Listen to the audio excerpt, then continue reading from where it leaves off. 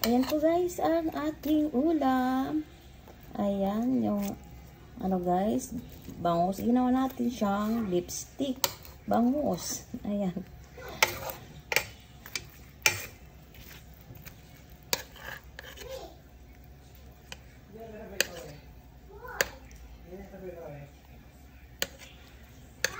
Ayan po guys, dali lang siyang gawin guys. Prito lang po natin itong bangus.